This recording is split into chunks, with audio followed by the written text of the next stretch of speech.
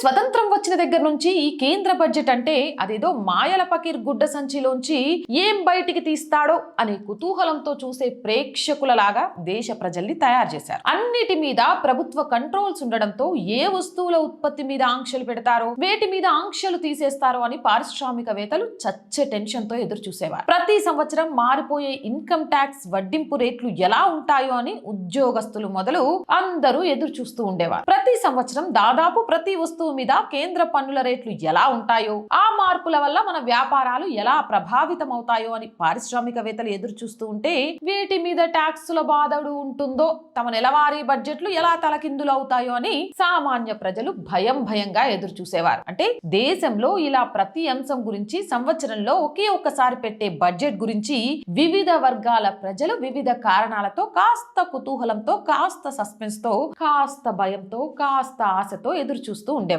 ఎంత చిన్న విషయాల గురించి కేంద్ర బడ్జెట్ లో ప్రస్తావించేవారంటే, సిగరెట్ పీక మీద ట్యాక్స్ ఎంత వేయాలో కూడా ప్రతి కేంద్ర బడ్జెట్ లో ఉండేది. ప్రతి వస్తువుకు ట్యాక్స్ రేట్లు వంటివి కూడా కేంద్ర ఆర్థిక మంత్రి తన బడ్జెట్ ప్రసంగంలో ఏకరువు పెడుతూ ఉండడంతో ఆ బడ్జెట్ ప్రసంగం 3 గంటల నుంచి 4 గంటల పాటు సాగేది.